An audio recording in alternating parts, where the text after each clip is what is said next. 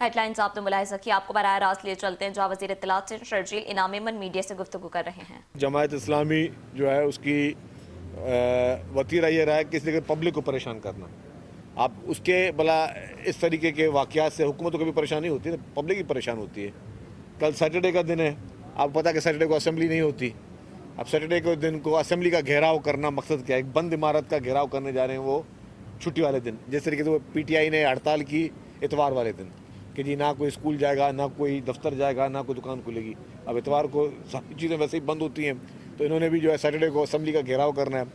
दूसरा कि आप लास्ट टाइम इन्होंने प्रोग्राम किया शारा फैसल पे जमात इस्लामी ने। आप ये हिसाब लगाएं कि जमात इस्लामी के शारा फैसल के जुलूस करने से क्या हुआ? हुकूमत गिर गई? हुकूमत को कोई नुकसान हुआ? नहीं। नुकसान किसको हुआ? अवाम को नुकसान हुआ। तकलीफ़ किसको पहुंची? पब्लिक को पहुंची। शारा फैसल सिर्फ कराची की मेन आर्टरी नहीं, पाकिस्तान की मेन आर्टरी है। इन सब अक्लमंदों को मैं ये मशवरा दूंगा कि पाकिस्तान की मेन आर्टरी को बंद करके, अब किसी ने हॉस्पिटल जाना होगा तो बेचारा हॉस्पिटल नहीं जा सका होगा, किसी ने एयरपोर्ट जाना होगा तो उसकी फ़्लाइट मिस हो गई होगी। आम लोगों को जिनका कारोबार के लिए, ज़िंदगी के लिए लोग जाते हैं, तो इस तरीके की सड़कें बंद करने का कोई फ़ायदा नहीं है। यस, उनको जगह चाहिए, हम उनको जगह प्रोवाइड करते हैं, करें किसी पार्क में करें, जो आपको फैसिलिटी चाहिए हम फैसिलिटी देते हैं। लेकिन सड़कें बंद करना, या फिर पता चला कि जी आपके मुस्तफ़ा कमाल साहब भी, उन्होंने भी कोई शौक़ किया जलसे करने का, और मतलब समझ में नहीं आ रही। और उनके मुतालबा क्या है? भाई वफा की हुकूमत में बैठी है MQM, मुस्तफ़ा कमाल साहब वफा की हुकूमत में बैठे हैं। अगर आप समझते हैं कि जी वफा आपको जो है, आपकी सिंध हुकूमत आपको कोई शिकायतें हैं, तो आप अपने प्राइम मिनिस्टर को बोलें, वफा की हुकूमत को बोलें, और कि भाई वो हमसे बात करें। और अगर आप समझते हैं उससे बात नहीं होती, तो मेहरबानी करके ये एक सुफ़े का होता है इस्तीफ़ा, वो इस्तीफ़ा जमा करा है। लेकिन मुझे पता चला है कि जी वो भी जो उनकी जो आपने हड़ताल की, जो उनकी मुजाहरे की बात की, उसमें भी आधी MQM उनको सपोर्ट नहीं कर रही है। उसमें भी शायद MQM बहादराबाद और दूसरा क्या है, परेटाबाद, हाँ PSP, हाँ बहादराबाद और PSP जो है, ये शायद PSP का जलसा है बहादराबाद का, मैंने सुना है। हो सकता है मेरी गलत इन्फॉर्मेशन है। लेकिन बताइए कि 48 तरमीम के बाद गवर्नर हाउस सियासी अखाड़ा बनता जा रहा है। गवर्नर साहब कभी डरते, कभी मेयर, कभी कभी खत लिखते हैं। अब जो जलसा करने जा रहे हैं, PSP जा रही है लियाकताबाद में जलसा हो, और खालिद मकबूल सिद्दीकी गवर्नर हाउस में जलसा करने जा रहे हैं। ये जो है तकरीब गवर्नर हाउस में हो, इख्तलाफात यहाँ से किस चीज़ की तकलीफ? गवर्नर साहब के इख्तियारात है कि वो सियासी मुदाखलत कर रहे हैं 48 तरमीम के बाद, और कभी मेयर पर तनकीद, कभी ढकने, कभी उसमें। तो गवर्नर साहब के किरदार को कहाँ तक होना चाहिए? देखिए ये बात सुने, आईन पाकिस्तान में हर एक का आइनी किरदार मौजूद है, और अगर कोई तनकीद करता है तो तनकीद में किसी नाराज़ नहीं होना। हम तनकीद में किसी भी नाराज़ नहीं होते। हमें जिसको तनकीद करनी है, गवर्नर साहब ने तनकीद करनी है, गवर्नर साहब कर लें। प्राइम मिनिस्टर साहब ने तनकीद करनी है, प्राइम मिनिस्टर साहब कर लें। किसी इंडिविजुअल ने करनी है, कर लें। इख्तलाफ राय रखना, तनकीद करने को कभी बुरा नहीं मानना चाहिए। हाँ, कोई ऐसा काम आप करेंगे जो कि गैर आइनी होगा, गैर कानूनी होगा, तो डेफिनेटली उस पर हम अपना रिएक्शन देंगे।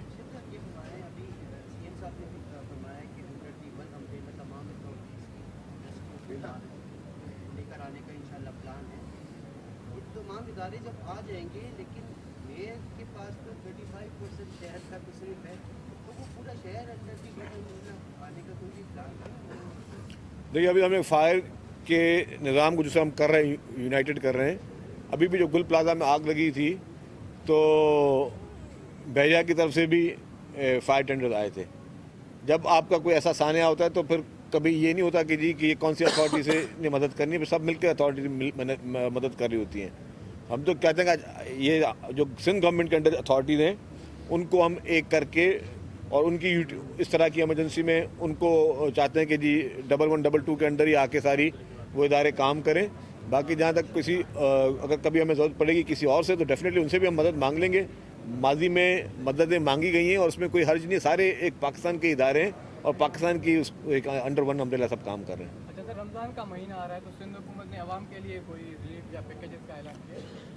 देखिए जी, हमेशा हुकूमत सिंध करती है, कोई ना कोई रिलीफ देती है और हमेशा आगे रही है।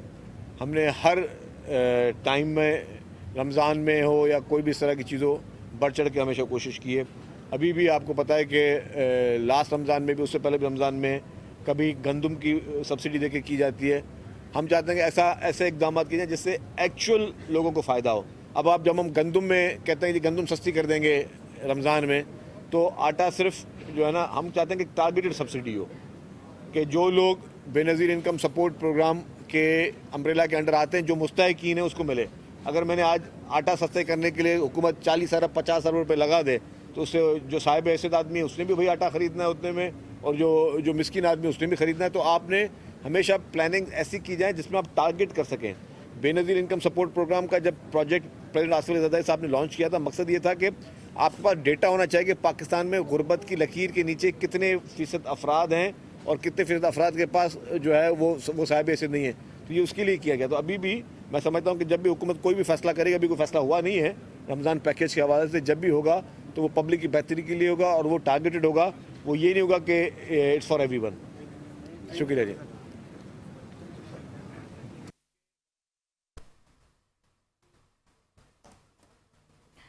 کراچی میں سینئر صوبائی وزیر شرجیل انعام ایمن میڈیا سے گفتگو کر رہے تھے. انہوں نے کہا کہ غیر آئینی اور غیر قانونی کام ہوگا تو ہم ایکشن ضرور لیں گے.